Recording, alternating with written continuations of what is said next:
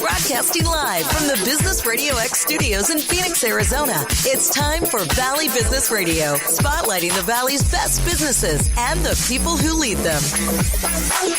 Hello and welcome to Valley Business Radio. This is the show where we tell stories that the traditional media tends to ignore and help connect you with the right people. From the solopreneur to the small business owner to the SVP and the C-suite, we're interested in sharing inspiring stories from the Valley's business leaders. I'm your host, Dr. Adrian McIntyre, and I'm joined in the studio today by Sara Bernstein, owner of Storybook Entertainment. Welcome, Sara. Thank you for having me here today. You have such a fascinating business, and I'm excited to get into some of the details here. Why don't you set us up for the conversation with a little brief introduction? What is Storybook Entertainment? Storybook Entertainment is the Valley's premier theme party entertainment company. We do birthday parties, special events, and family events, mostly for children and their adults. And we do character entertainment and face painting, balloon twisting, glitter tattoos, you name it. We can make any party or event just that much more special and more fun. Super fun, super colorful, super engaging. How did you get started with that? I know you have a theater background. I want to talk more about that. But when did you get the idea that this would be a viable business? In 2013, I went to a birthday party for my friend's daughter. She was turning 4, and she is the only girl amongst the generation of that family's smaller people. So the aunt of the birthday girl decided that she had been waiting long enough for a little girl, and she was going to throw her a princess tea party. And the aunt dressed up as Princess Fluffernutter. And she face painted and taught the kids how to drink tea and eat tea sandwiches. They decorated swords and crowns with stickers. They played freeze dance. They played hide and go seek. It was so much fun. My children at the time were 1 and 4.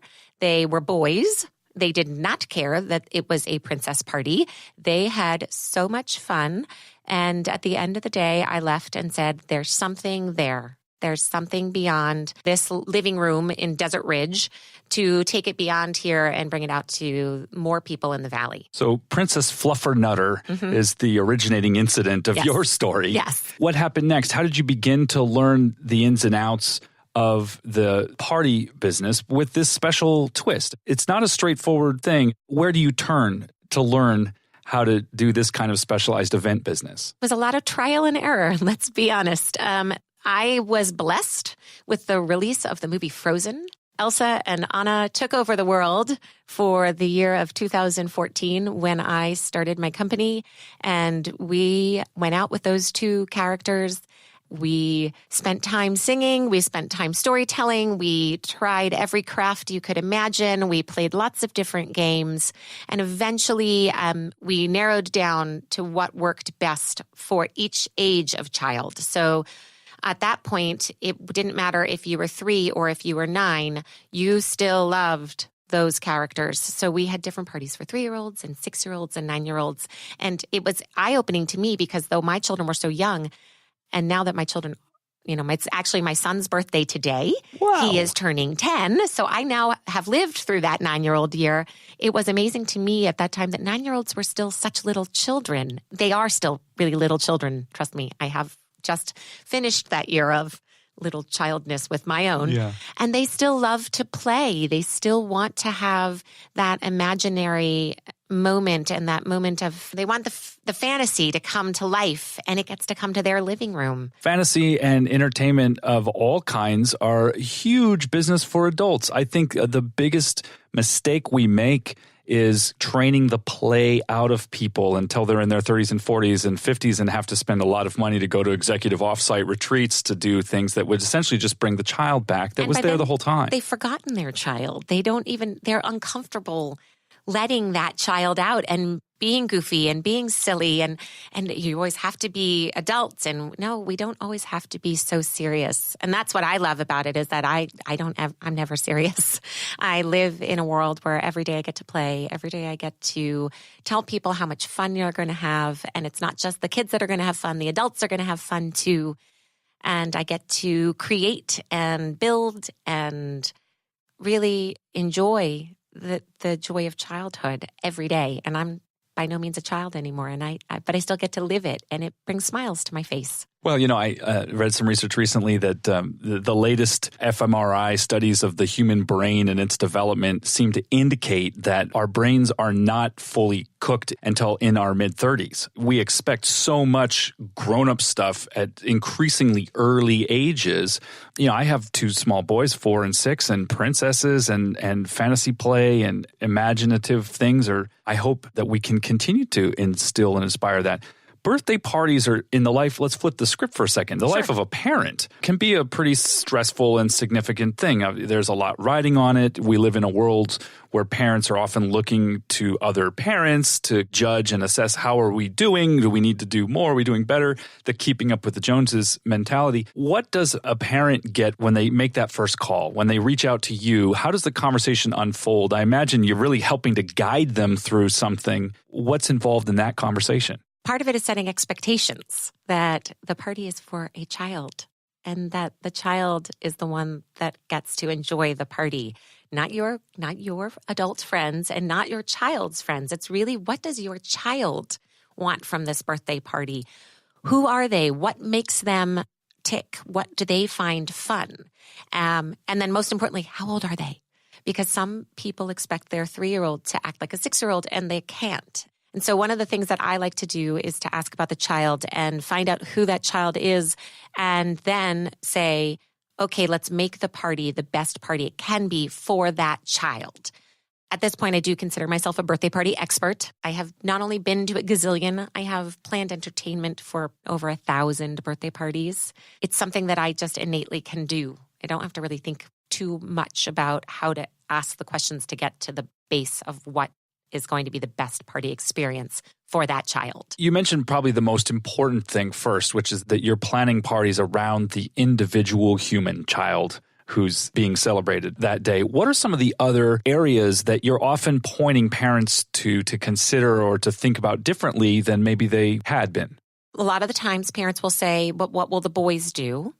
And I'll say, well, again, they're being invited to a princess party. They're either going to play with the princess or they're going to just watch, but they're going to be okay. They're going to survive this princess experience. And then secondly, a lot of times people don't know where to throw their parties. They don't know of the vast amount of venues that are here. And for me, I'm always happy to recommend a venue because a venue doesn't mean that I can't come. Storybook Entertainment goes to venues all over the valley, but a venue can really make or break your party. Some kids, I'm planning my own 7-year-old's birthday party. He wanted to invite his entire class of 22 children, plus we have some friends that don't go to his school that he's friends with. We ended up with a 26-person guest list. And he really wanted to go to Cracker Jack's in Scottsdale. And I said, I can't do that. That's just not a possibility. But we can throw a great park party. I'm happy. His birthday is in April. I always have a park party option. And I'm not doing anything special. Even though I am the birthday party person, there is a character coming. I have some crafts. There will be cake, probably pizza. And the kids will play in the park because that's what they're supposed to do, in the park. And so it's kind of, again, looking at it as, what time of year is it? Who is this child? What do they like to do? Because there is everything from painting places in town to trampoline places to paintball. You can find it everywhere. And because Phoenix is so big, there's so many options. And so I like to really help parents find the best one for them. You must have a vast network of vendors and locations and performers and others who contribute to putting this together. What are some of the moving parts and different roles involved in actually executing some of the parties that you put on? What does it take to make this happen? Well, the first thing is having a good, solid conversation with the parent to make sure that I know what they want. And then secondly, I do partner more with some locations than others. I know the owners or I know the managers. And so it's a little easier for me to partner with them than some of the places I've never been. But again, then I call wherever the party is and make sure that they know I'm coming, because sometimes parents forget to tell them those things, and make sure that I know how it works best in their location. If it's at a house, which a lot of our parties are at houses, then it's reminding parents how we're going to get there, how we're going to enter, so they're not nervous about that experience. And then last but not least, it's making sure that when I communicate to the people who are going, whether it is one of my performers or if we've hired a magician or we've hired a balloon artist or something along those lines, that the communication is clear and open. Everything has been confirmed with the parent, confirmed with the performers, and that they also are connected so that the performer can call the parent to make sure that they know everything they need to make sure that little Susie or little Johnny has the best party possible. Now, you've been involved in various kinds of performing and theater productions for a long time. You've got a Bachelor of Music degree in musical production and direction from Northwestern. You did some stuff in Chicago. You've done some stuff here. Talk a little bit about your own theater experience. How did that get started, and what are some of the significant milestones along your journey? I've been in plays since forever. My mother was a concert pianist, so she used to direct the community theater shows in Allentown, Pennsylvania. And then we moved to Maryland, and I took a break from it for a while, but came back to it in high school and realized that I really enjoyed being on stage. It was a place for me to feel comfortable. I liked the people. I made really great friends. I think that theater teaches a lot of the same skills that a sports team can teach. So you learn the communication, you learn collaboration, you learn working together, you learn the word ensemble, which means together. You can't do theater by yourself. I really thrived in that environment and went on to focus mostly on voice because at that time, the musical theater collegiate programs were not as developed as they are now. So you went and got a degree in voice or a degree in theater, and then you figured out how to merge the two. I started in vocal performance and then moved to musical production and direction because I realized I didn't want to sing opera. I really did want to do theater with youth. That became very clear to me while I was in college. So I changed my major, music production and direction. I created with my advisor and took a lot of theater for youth classes in college. Left college, still loved being on stage, sang and danced, la, la, la. Moved to Maryland because I met my husband. And as I said, my mom and my dad lived in Maryland. My mom was a music teacher, and she said, they're looking for music teachers. You should get a job as a music teacher. And I said, well, why would I want to get a job as a music teacher? Well, I got a job as a music teacher, and I taught elementary school music for 3 years, and I really enjoyed it. I enjoyed working with little kids. I always knew I liked working with high schoolers, but I really enjoyed working with those like kindergartners, first graders, second graders. They were so fun, and they were little sponges, and they loved you, and they loved being in my class. And I don't think I did anything that much more special than any other music teacher. They, as you said, they were ready to still play.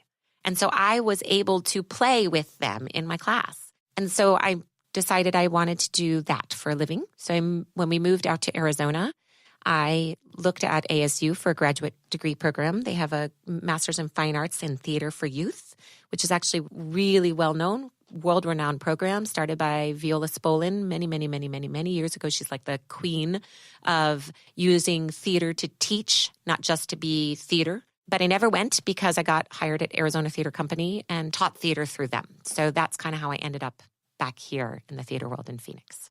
When you were at Arizona Theater Company as the education manager, you dealt with a lot of folks similar to, I suppose, the performers who now work with you sometimes. In other words, they're also theater kids, or they're people who found something in the self-expression of costumes and singing and performing. Do you think that in an environment where so many arts programs are really this is not new. This is kind of the ongoing conversation for decades, has been funding and support for these public and private places where young adults and even younger children can be exposed to these things. What are some of the core skill sets? You mentioned the working together and many of those things, but what are you seeing people get from pursuing this form of self-expression, that whether or not they ever end up owning Storybook party business company or end up as a professional performer of any kind, what are they picking up along the way that translates into the rest of their life? I think one of the most important things young people get from theater is a sense of self-confidence. They learn how to stand up in front of other people and say, this is who I am. These are the skills that I have, and I'm good at this. It's really hard for people to say, this is what I'm good at. People don't like to say I'm good at something. They don't like to brag about themselves. And I don't want to say it's bragging, but it is being comfortable with saying, I'm a good singer, or I'm a really good actor, or I'm really good at lighting a stage, or I'm really good at organizing, so I could be a stage manager. And that's where my skill sets can lead. And I can translate all of those skills then into careers that may be theatrical or not at all. One of my best friends from college was such an amazing stage manager. She's now a pastor of a huge church in Racine, Wisconsin. And that's a ton of organization. Yeah. And stage management. And stage management right. and presence and standing up in front of your parish and speaking and knowing how to speak and knowing how to evoke emotion when speaking. Who would ever have thought, like somebody who went to college to learn to sing, because that's where we all started, ends up standing up in front of people and serving her community in such a different way, but such an important way. She is a leader in her community. And I think so many of those skills she learned probably when she was 7 or 8 playing, theater games in her, home school. This is such a fun conversation. It's sparking all kinds of memories that I have not really thought about. I grew up a performer of sorts because I grew up in a radio station. And when I was 5 years old, my dad got the bright idea, he owned the radio station, that our family should produce a weekly children's radio show. I was 5, my younger sister was 3. And so Mom, Dad, me, and Lauralee were the voice talent on this weekly show. We recorded it at home. My little sister couldn't even read at the time, so Dad scripted everything, and then he would read her part, say, and Lauralee says, and he would say her line, and then she would parrot it right after, and then he would go back and edit all of it out. And this is how I learned to edit. You cut the tape with razor blades and stick it back together with a piece of sticky tape. And, went on, and my younger sister was more of the stage performer than I was, but we had a very vibrant performing arts society at our private high school. She played a lot of the lead roles. I did a lot of the set design, special effects, and played some bit parts. I was the ventriloquist and the cop in Annie, and had some parts in The Wizard of Oz and Joseph and the Amazing Technicolor Dreamcoat. The typical run of high school theater performance, Sound of Music. You're right. There is something incredible for me now as I'm thinking back about it. What I got from that experience, because I was involved on the production and building and designing the sets and doing lighting and sound and other kinds of things, I really got that we could take the high school gym and turn it into anything. And just that exposure to the idea of we can build it and figure it out. What can we do? Working closely with the folks who helped to build the backgrounds, and just the idea that over the next month, this basketball court is going to turn into the Yellow Brick Road. And the Emerald City. Right. And then we take it all down again after the month of the performance or whatnot. So that idea that with the right people, the right combination of creativity and ingenuity and just stick-to-itiveness, I remember practicing with the orchestra late at night because, it was just trying to nail something. The idea that we can make something together it's intangible. It's not always explicitly said, but that's definitely a takeaway that I have. There's also a level of discipline. You're speaking of this concept of staying late at night and rehearsing and working till the work is done and done well. And I think that's also something that people learn from the arts. And I don't just mean theater arts. I mean band practice. Those kids who go home and woodshed those hard sections on the saxophone for hours till it gets better so they can come back and play it correctly the next day. There is a level of discipline that every artist has to have or their work will never get completed. They don't give up.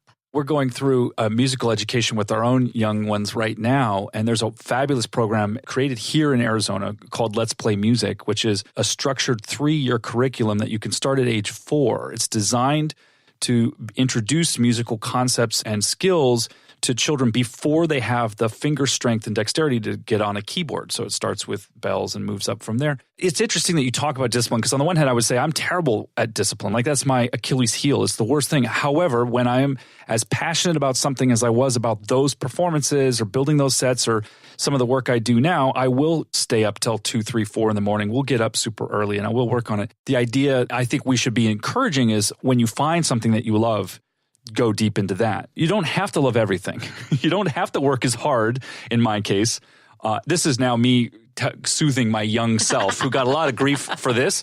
You don't have to work as hard on your math homework as you do on the performance. You love that more than this. That's okay. You're going to end up using math skills to build that set because you have to know how big those pieces need to be, and you need to learn the physics of how much weight they'll bear when you stand on them. And it's amazing how many skills are translatable. I mean, we would usually just throw in a few extra screws and hope it holds. But yeah, no, you're right. Some cinder blocks underneath it, make sure, yeah. I shudder to think about some of the stuff that we did in the high school gym. We had built this one glove that actually shot flaming fireballs for the Wizard of Oz. I'm not sure we would do that now, but it was flash paper in copper tubes. Our science teacher at that school also had a stage production company doing science exhibits, so he helped us come up with some cool stuff.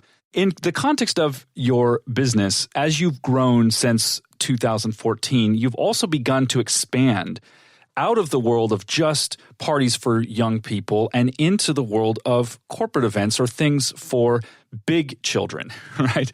We first met, and I want to talk about the Scottsdale Children's Business Fair in a minute, but we've also met at ILEA, the Events Association. So you're in multiple different circles. This is not just a house party phenomenon. Tell me a little bit about how this is growing and where you'd like to take the business in the future. As an artist, I will always push to grow. That's my personal need. I need to grow. That being said, I think there is thematic entertainment options for, as you said, big children. They like to still walk into some place and be wowed or realize that they can transform a space. I saw an amazing Instagram post, and the gentleman had used lights to transform a room into what I actually thought was an aquarium. Jeremy. Yes. And I mean, I was floored, and I'm just watching it on my iPhone. I can't imagine what it would be like to walk into that space. Now imagine walking into that space and seeing mermaids, real live mermaids. Human performers. In a room decorated with light. Yes. And they look like real mermaids. You know, how much does that then take that corporate event or that special event and take it to the next level? It really becomes even more special. You can hire Storybook to take your Great Gatsby event and throw us up there on stage, and we can sing and dance the music that was popular in the 20s in appropriate vocal style, with appropriate accompaniment, with great dance styles that you would have seen in the 20s. It just takes it to another level.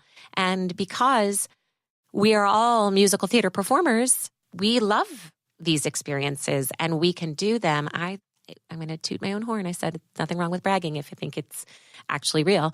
I think we can do them better than most here in the Valley, because through my theatrical experience and through the people I know in the Valley, I know some of the most talented performers here. I'm getting a whole other cut on this as these kind of mini productions. This is musical theater, but it's not something that's going to have a 2-month run in a normal brick and mortar location. They're almost like pop-up theater events. Mm-hmm. What are some of the things that make your business different? In addition to that network of performers, what are they getting when they get Storybook Entertainment? Well, in the children's world, what I think you're getting is that we are entertainment. There are, companies that call themselves events or nothing at all. They just have a pretty name. We are entertainers. We're going to come and entertain the children, which I think takes a lot of stress off of most parents. They don't know what to do with these kids when they get there for the party. If you bring in Storybook Entertainment, we're going to entertain and engage those children for the time that we're there. That's our job. So you, as a parent, get to enjoy your party. That's our goal. If we've done that, if we have entertained and made those kids have a fun time for the hour and a half, 2 hours that we're at the party, the parents get to sit back and just go, great, my kid now has a fabulous memory. I got to talk to my friend and I got to take pictures, which whoever gets to take pictures at their own kid's party. But hopefully we make it so that you can, because you're not the one doing the work. As far as with our entertainment that is geared for adults, we really do try to raise the bar in what's expected in a pop-up environment. We rehearse, we perform. So we're not just singers, we are performers. There's a big difference. And I like to lead by example. So there's very few times that I get up there and actually perform with them, but they all know from watching me in rehearsal, the level of intensity I expect from them. So I'm leading the rehearsals, I'm directing the performance, and they could tell because of my background in directing what is expected of them as their mini performance. And it's mini. Pop-up theater was a great way to put it. Sometimes we'll do something and only do it once, and then it's gone. But you still prepare and rehearse and work on the material and work on the performance with the dedication you would bring to a longer run. Yeah, we had a 2-hour rehearsal last night, singing a song over and over and over and over again for a performance on Sunday. And we meet again on Saturday and Sunday for more rehearsal. And what's great is that I have people that are talented enough that free rehearsals can make it so that we have a special, spectacular performance and not have to do 25 like you would have to for a full stage show. That's phenomenal. And also bringing that ensemble quality back in where everyone knows what everyone else is doing and how this is going to go down. In addition to Storybook Entertainment, you have gotten involved in other child-friendly, business-related events. Where I first met you was at the Scottsdale Children's Business Fair. What is that, and how did you get involved in that? The Scottsdale Children's Business Fair is a new venture. It is overseen by the Acton Children's Business Fair, which is a nationwide organization through the Acton Business School. It is their nonprofit portion of their business school. They set out to create environments that allow children to be successful in running their own businesses. I have 2 little entrepreneurs in my house, not surprised because they have 2 entrepreneur parents. My son, who turns 10 today, looked at me over vacation and he wanted money, more money. And I said, there is no more money. Like, the money train has been cut off here. We're done. Like, it's over. If you want money, you're going to have to earn the money. Now, we've tried earning money for chores and following through on things. I've even offered to pay him to do some of the things for Storybook Entertainment. He wants nothing to do with it. He decided that he would start his own business, and he makes gel wax candles, and they're quite pretty. I love them, and he enjoys making them, and we work together. It's a bit of a project together because he can't drive and he can't order anything off the internet, and I don't let him handle 200-degree melted wax. So that's where this came from, because I then needed to find him a place to sell these candles, or there was no point in making them. I looked online and I found the Arizona Children's Business Fair, but I couldn't see that they were having a fair coming up. And so I wrote to the organization, Acton, and applied, and thus started the Scottsdale Children's Business Fair. When was that? That was on November 10th of 2018. It was at the JCC in Scottsdale, which is right at Scottsdale Road in Sweetwater. We had 27 different booths, and I think about 350 people come through in the 3 hours that we were open. It was very, very busy. It was hopping. There was a lot of folks there. How many people do you think came through that were not connected to one of the young entrepreneurs? Or was it a lot of the friends and family?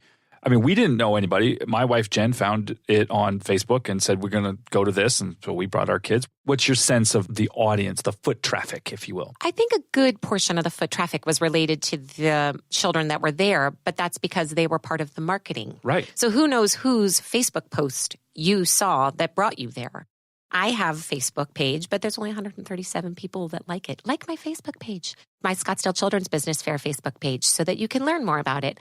The hope was that everyone would share those posts. So if you have a kid in the fair, you go and you share that post on your page, and that's what social media is. Yes, I know, I'm a genius. Well, you put the social back in media, and you're starting something. Yes. So I mean, I have no idea where you saw it, but clearly you did. I didn't. But your Jen, wife. But Jen your wife did. Jen did, and we went. It was phenomenal because there was so many different micro businesses there. Just some that stand out of my mind. There was several different slime operations. There was some cookies and other things. There were the gel candles. I remember your boys had the clear gel candles with things in the bottom. Mm-hmm. Quite stunning. They're not something you would normally see. Yeah. And many others. What are some of the standout types of businesses you've seen there? And you're doing another one, right? Mm-hmm. So tell us about what's next and how do people get involved? So we have another fair coming up on April 27th from 10 until 1. It's again at the JCC. It's a very centrally located facility. There's plenty of parking. It's indoors. I just have decided it's a great place to have an event. The kids that do put on their own booths are expected to run it by themselves. Their parents are not to help them unless it is a 6-year-old. If your 6-year-old is doing something, I am so excited. You can help your 6-year-old. But if you're 9 or 10, you should be able to make change, and you should be able to talk about your product, and you should be able to sell your product. And so that's the point, is that the child is doing the work, not the parent. So far, we have 22 booths signed up. I hope for a good number more. We've rented a bigger space this time with hopes that it'll be larger and that we'll have more people come through. We see everything again from slime to baked goods. So the young woman who made the enormous but delicious cinnamon rolls is back again. So it was a crowd favorite. It was. She sold out of every cinnamon roll and every challah she made. We have bath bombs and jewelry made from guitar picks and pillows, people making pillows and their own art this time. And it's not all products, although it's mostly product businesses, but there was a few service businesses. There was a young man who did video montage and picture slideshows, custom. You send the pictures and he would put them together. So it really runs the gamut. If your kid can think of it and put it together as a business, is there an application? What is the process like for somebody who wants to have a table and wants to have their business at the Scottsdale Children's Business Fair? There is an application. It's online. They can apply through there. I accept almost everybody that's applying because I want everyone to have a chance. At this point, we do have a lot of slime. So if you're thinking about slime, maybe... It's a tough market to break into at this point. You're getting near saturation. It's a little oversaturated. But it can be anything. It doesn't have to be polished, I guess is the best way to put it. There are certainly some people there who have done this multiple times and they have a more professional looking setup. And then there are the kids who have their brownies that they made in Ziploc baggies and the poster board sign that says homemade brownies by, Stephen, $1 a brownie. And that is great too, because it doesn't have to be complicated. It can be anywhere from your homemade lemonade stand that we all ran as children to your full-blown candle wax, gel wax candle. Custom robot yes. engineering. Sure. Right. Yep. Make a robot. There was also some art as well. I remember now there was people who you could buy some of the pictures that they had drawn, or for a premium, you could place a custom order. You could commission a work of art that would be drawn and colored right there at the table. So really, your imagination is the only constraint on this. It seems to me that this is not entirely separate from the mission and values that you're bringing to your business, Storybook Entertainment. So how do you see the two worlds together, the Scottsdale Children's Business Fair and then what you're up to with Storybook Entertainment? There's a common thread. What do you think it is? For me, it's bringing joy to children. It doesn't matter if it's through entertainment or for them to feel successful at running a business. It's about the joy of childhood and letting every child find something that makes them smile that day. Whether it is that you're coming to the fair, and the reason that the fair is on the 27th, I will say it is somewhat planned because Mother's Day is only 2 weeks after that. So whether or not you come with your $10 so that you can buy something nice for mom for Mother's Day, and that makes you happy because you're thinking ahead and you're buying something for your mother who makes you smile every day. And experiencing that autonomy and independence of shopping. Yes. I mean, one of my most favorite memories is my father taking me to Woolworths in Pennsylvania, like the 5 and dime, and giving me, like $5 and telling me that I could buy my mother her Mother's Day present at the Woolworths. And I remember buying her jelly shoes. I mean, I have such a clear memory of this. And that's why I said I want to do this right around Mother's Day, so that daddies can bring their children to shop for their mothers. And because nothing at this fair, well, I won't say nothing. Most of the things at this fair are very, very affordable. People are making things that are priced right for children to buy for their mothers. Right. Cash only. Cash only. For the most part. Yes. And then again, like the opportunity for children to feel that the things they contribute are valued. Whether it is making a friendship bracelet out of string or a cookie, somebody buys your product and it makes them happy, and that makes the seller happy. There's nothing in my business that makes me happier than hearing that a kid had a wonderful birthday party. That's my goal.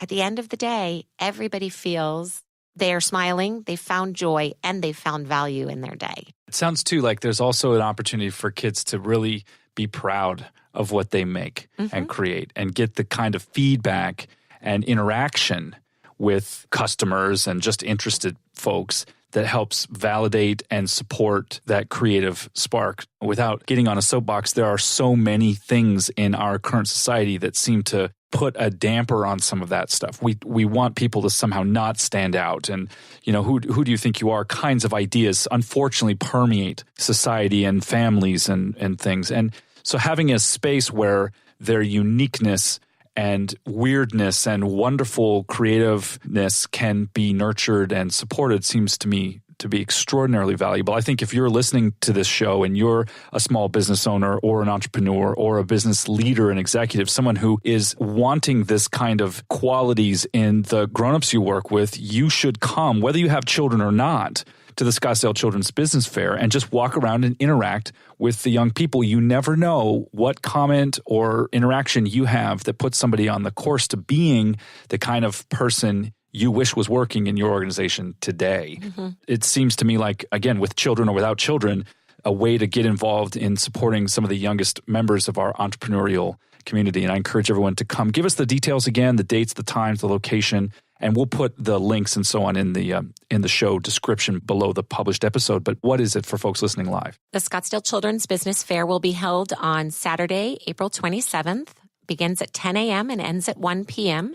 And it's at the Scottsdale JCC at the corner of Sweetwater Road and Scottsdale Roads. Admission to the general public is free. You check in at the front desk when you come in, but there's no cost to attend as a member of the public. Is there a fee for having a table and registering your business? There is a small fee. It's $20 to get a vendor spot. That covers the fact that we're inside. We provide a table and 2 chairs and a linen. So you just have to show up with your products. You don't have to come with the big tents and everything that sometimes you do if you're going to like a farmer's market. Right. You don't need the booth and the backdrop and all the other things. You just bring your products and everything else is there for you. This is also important, I think, in helping kids who are a little older and able to do some business math in figuring out what their costs are so that they can calculate their profit at the end of the day. Because, and there's nothing wrong with this, but if mom and dad buy all the ingredients and pay the fee and they just keep all the money, that's fine. And they're not really getting a sense of the fact that there are inputs and outputs. And I'm not saying you need a full P&L, but you should see the spreadsheet that my son has. Now, he doesn't keep it, but he sits next to me as like we do it. But like for his gel wax candles, there's quite a number of expenses. And he sold probably 150 candles at this point. So that P&L sheet is pretty intense, I have to say. But again, it also, I think there's something to be put into the value that nothing, I can't offer the booth for free. I could, certainly.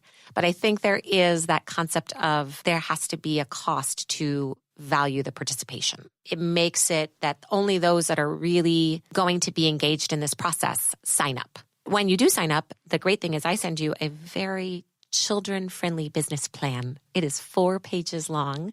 It is big print and lines for you to write your answers. It asks simple questions, but it does get you thinking about how do you make a profit with this business? Where are your costs and what will you have to charge in order to make sure that at the end of the day, you're not in the hole? Because that's not the point of running a business. And that's not the point of the day. The day is that at the end of the day, you feel great. One of the questions in the application is, how will you know if the day was a success? And definitely there are some people that say, if I sell out my whole product or this, that, and the other. But guess what? That doesn't happen. Well, no, it did. It did happen for the girl with the cinnamon rolls. But for most part, a lot of people say, I will know if my day was a success if people like the product I'm selling. That's always really telling to me. I like to see that kids are going, am I making my customers happy? Well, that's such an important skill for and mindset for grown-ups in business as well. The idea that we're serving through our business and we're bringing value and joy to the extent we can to the people we do business with and for. That's wonderful. Sara Bernstein, where do people learn more about Storybook Entertainment? You can go to storybookentertainmentaz.com, which is our website. It's pretty robust and gives you lots of information about the company. We do have a Facebook page, Storybook Entertainment AZ. You can follow us on Instagram, Storybook Entertainment. We don't tweet. I can't get into the tweeting. So this is a post-Twitter business model, but you may very well have the most Instagrammable birthday parties and corporate events. We do in have Arizona. A lot of fun pictures on Instagram, and I am going to show my age right now. I'm going to start doing stories. I know I need Instagram stories. I need to do them, but I have to wrap my brain around that. But yes, I'm going to join the trend and jump on the bandwagon.